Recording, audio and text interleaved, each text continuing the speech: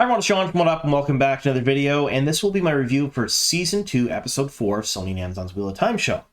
Now, like the rest of my reviews, this will come in two separate parts. The first part of the video will be completely spoiler-free. I will not reference anything from the show or the books at all. I'll talk about things in very general terms. So if you haven't watched the show or read the books, I won't ruin any plot points or character arcs, and you can freely watch it without fear of learning something maybe you shouldn't.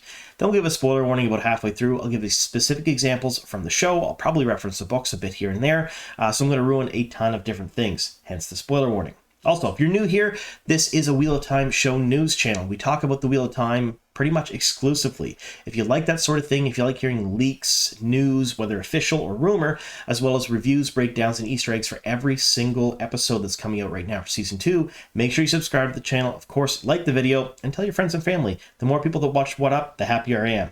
So, all of that being said, before we get into the review, I do have to give a little bit of a public service announcement. Like the rest of my reviews, this is based on the merits of the show itself. So I'm reviewing the show as if it's just the show. I'm not taking into account any changes from the source material, either to boost the score or take away from the score. So if I like changes or I didn't like changes, that's irrelevant to the review. I'm actually reviewing the show based on the fact that it is a show, because it's its own separate entity. It's its own little thing. We're talking about the show itself just as a show. All right, spoiler-free time.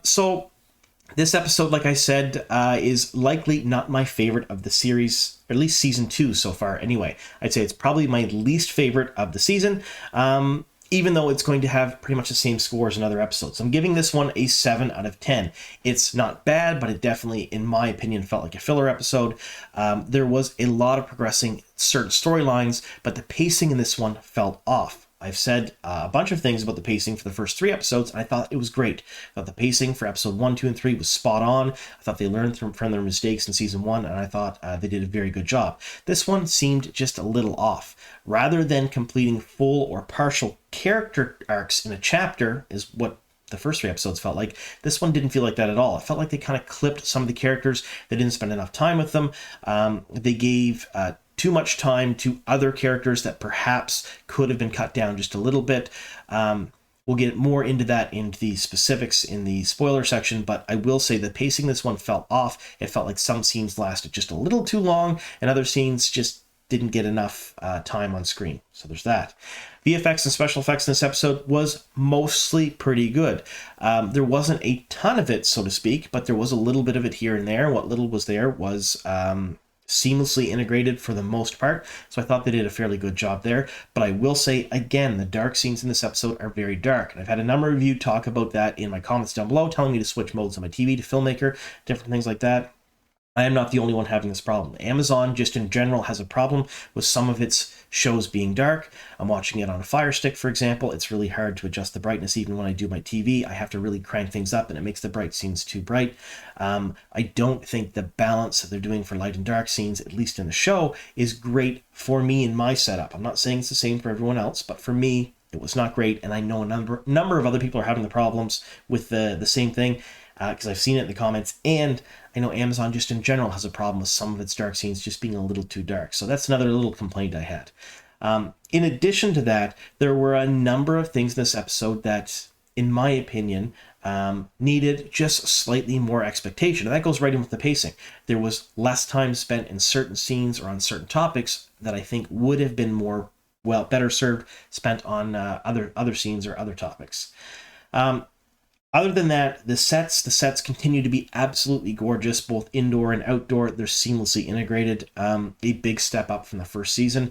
I never once felt like I was watching a TV or show or a movie. It felt like I was just seamlessly kind of integrated into what was going on. It felt very natural. The camera work in this one, again, was done very, very well.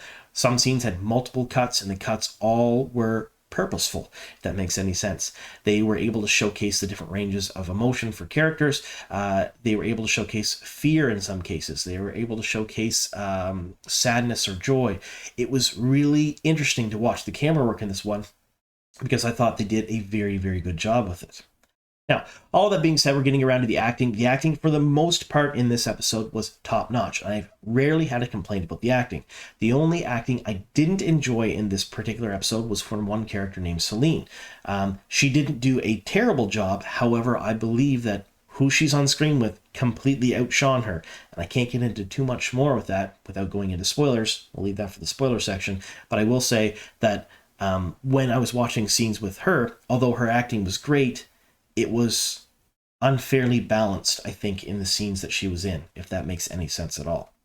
All that being said, like I said, 7 out of 10. I had a few quims and qualms about this episode. Still not a bad episode at all. Season 2 has not had a bad episode in my opinion, but there are a couple of things in here that maybe aren't quite done as well as episode 1 and episode 3, which are my 2 absolute favorite of the season. Episode 3, of course, I don't know if they're going to beat that until they get closer to the end, and even then, I'm not sure because I gave that one a 9, and I really, really loved that episode, so there's that. All right, now we're going to get into the spoiler section of the video, so we're going to talk about specifics. So, spoiler warning, if you've not watched the first season and the first 4 episodes of the second season of Sony and Amazon's Wheel of Time show, currently streaming right now on Prime Video, or have not read the books, and we're giving a full book spoiler rating here from Eye of the World all the way up to including A Memory of Light and Robert Jordan's Wheel of Time series.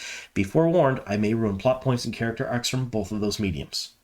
All right, spoiler warnings out of the way, so we can talk freely about the episode itself and reference some things from the books as well. Like I said, 7 out of 10, solid episode. I thought it was a good entry. It just not near as good as maybe episode 1 or episode 3 at all. I thought this one was a little bit more filler, and the filler wasn't handled exactly as well as I would like. So, they spent a long time in this episode basically setting up the fact of Moiraine and Lan's relationship. And they've been doing that the entire season, and it's not a storyline I particularly am engaged in. I don't particularly enjoy it. At this point, I would like it to be resolved and either have them back together or fully split apart. The dynamic is starting to get, in my opinion, a little bit drug out. That goes along with pacing. This could have been resolved in a couple of episodes or referenced a little bit rather than a whole lot. Now, I understand that they're doing this because they're treating this as if the bond has been severed, even though they said right in the episode the bond was not severed, and they're treating it like Lan's storyline in the book series after Moiraine dies. So it's, I know they're doing that, but the arc has been taking far too long. He's spending a little bit too much time being sad Lan and not the Lan we all know and love, if that makes any sense. I think the pacing on that one's a bit off. Not a terrible storyline by any stretch of the imagination, but I think, like I said, the pacing for this, it's just drug on a little bit too long. They're spending just a little too much time with it. Now, here's to hope in the next episode, because Lan is mentioning Kyrian, and Moiraine is in Kyrian, and Maxim and Alanis Warders are all basically telling him to go back to Moiraine, that he's going to get back there and start being the Lan we all know and love. Here's to hoping anyway. Now, we have seen some leaks from the last couple of months that basically indicated that Moiraine, Lan, and Rand will be traveling through the ways at one point or another, so we know they're going to get back together at some point. I just hope it's next episode and not in episode 7, if that makes any sense. Again, the pacing with this one, with Nynaeve, the amount of time they spent with her showcasing her sadness and loss between last episode and this one, I think was pretty much spot on. She went through an incredibly traumatic event in the Arches. I thought that was handled perfectly, and I thought the fact that she is sort of upset, and that upsetness and vulnerability lets her trust Leandrin a little bit more, makes it totally believable. There's one of two things Nynaeve does really well in the books, and that is bully people or empathize with people. And right now she's upset and she's empathizing with Leandrin and thinks that Leandrin is going to help her. So that sets up that part of the story. And I thought the pacing there was really good. Pacing I did not enjoy, other than the Lan story in this particular one, was the pacing with Mat and Min. I thought it was too quick. The scenes with them were very short. Yes, you set up some motivations in there. You set up the fact that we're now introducing Shamael talking to Min through her dreams, and Min has been working with a known dark friend basically to get rid of her visions. And that was one of Min's, I would say, motivations prior to the book series. For a while, and it's been mentioned a couple times in the book series, she wanted to get rid of her visions and she didn't like them. But by the time we met her in book 1, she was sort of resigned to the fact that she had them. And it's been mentioned a couple times she doesn't really like them. However, she wasn't actively trying to trade things to get rid of them throughout the books. So this was sort of setting up motivations leading into later on when we see Min doing actually actively helping the characters with her visions. Either way, I don't think they spent near enough time there. There's a couple of Easter eggs in those scenes, which I thought were very interesting, nods to the book fans. However, and this may be just me being biased, but I think Mat needs just a bit more screen time. Perrin had a fair bit of screen time in this episode. We get to learn a little bit about his wolf brother abilities, a little bit about speaking with the wolves, a little bit more about Elias and what's going on. But again, I don't think Perrin had enough time this episode either. There are many chapters like that in the book series and many books where they completely cut out a character. So you go through and you read a book, and I remember getting them at the time where you would read one book and you'd be really invested in, say, Perrin's storyline. In the next 2 books, he's not there at all. So I think maybe they're sort of going with that here. However, they did showcase Matt and Perrin, but just a little bit in this episode. I think a little more time with each one of them would have been better. And I'm hoping that perhaps in the episode next, they'll balance it a bit better. Like I said, the pacing for this episode kind of felt all over the place. Nobody really had a full arc other than Nynaeve, Egwene and Elaine, and Rand. They both had full, complete arcs, and Moiraine, I guess, as well, in this particular episode. But Matt and Perrin's arc felt very cut off. It felt very short. Didn't even feel like a half chapter. It felt like they were just starting to ramp up into talking about what they're doing, and it cut off. Like I said, the sets in this episode were absolutely gorgeous. Everything from the cabin in the woods that Lanfear and Rand were staying in, which oddly enough gave me some very Evil Dead vibes. I don't know if you folks are familiar with that franchise, but I'm really hoping Bruce Campbell will be part of the show at one point or another as Valen Luca. He's one of my favorite actors, but it gave me very Evil Dead vibes, and I think that was totally on purpose. It was creepy as shit, as you'd say, just because it's Lanfear in a cabin in the woods. Also some references to Kinslayer's dagger when she talked about her lost love. Some really good stuff there, some really nice nods and Easter eggs to the fans. All of the sets were gorgeous. The White Tower, again, they are using that paneling in a number of different scenes and shots.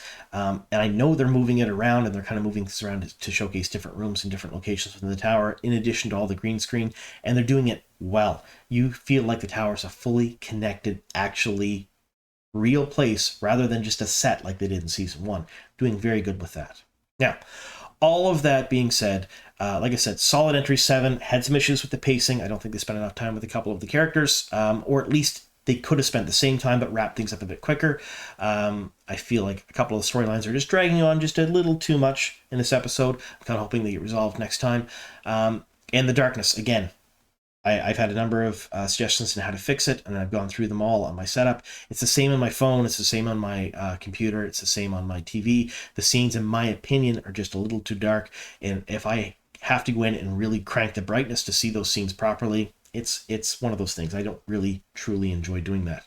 The last thing I want to talk about is the fight scenes. So there was one real fight scene in this. It was Rand versus the Fade. I didn't like it at all, mainly because Rand at this point is supposed to be a little more dangerous than he is. Yes, he's facing off against a Fade. At the beginning of the Great Hunt in the book series, he faced off against a Fade, and he was told, go find someone else, you're not ready for this yet. But by the end of the Great Hunt, he's facing a Blade Master. So we know he's been learning sword skills from Arrow. Yes, he's woken up. Yes, he's a little scared. What I would have liked to have seen is perhaps the fire sword from Rand coming after the Fade. That would have been a nice, huge nod to the fans rather than him just kind of bursting the Fade into flames. And like I said, the fight scene was just a little too dark. You didn't really get to see anything that was going on. So I'm hoping going forward we get a couple of more fight scenes during the day where we actually get to see sword forms from Rand and him actually utilize some of the skills he's been learning. Either way, like I said, solid entry, in my opinion, sort of a filler episode. And the last thing I want to mention are the fake out deaths. There's been a number of comments and people upset about the number of fake out deaths in the show. And I guarantee you people will be talking about this one as well. At the end of this episode, Selene is quote unquote killed by Moiraine, and then they run away, and then she wakes back up at the end. That is a common theme in the book series. The Forsaken generally just don't die. They're reborn by the Dark One, in a different body, of course, but they're reborn by the Dark One unless they're killed by Balefire. I think that's what they're going for here. And rather than going through the full reborn thing and trying to find another actor or actress to play it, the Dark One's just shoving them back into their body. I think that's what we're going to start seeing. So not a fake out death in the real aspect of it in this episode. I know some people will probably complain about that because there have been a number of them. People complained a little bit about the Nynaeve fake out death in the last episode when In reality, that is almost what happened in the book series. The Archway disappeared, she didn't come back. So again, this one here is fairly similar to what happened in the book series. Not truly a fake out death, just the fact that the Dark One doesn't want his minions to be killed, so he just crams them back into their bodies. And rather than using a different body to reincarnate them into, which is what happened in the books, he's just kind of shoving them back into their own body. So I think that's the showcase we're going to see going forward, which leads me to believe that we may see Balefire sooner rather than later, because Rand is going to fight a Shamael very soon. And I don't know if they're going to do the whole body swap with the Shamael either. Either way, interesting to see what comes up next. Again, solid 7 out of 10. Let me know in the comments down below what you folks thought. Did you really enjoy the episode? Was it just sort of a filler episode? Like I said, it had some real good spots in it, but some spots to me just seemed to drag on a little bit. All right. Thank you so much for sticking with us here to the very end. Here's to many more.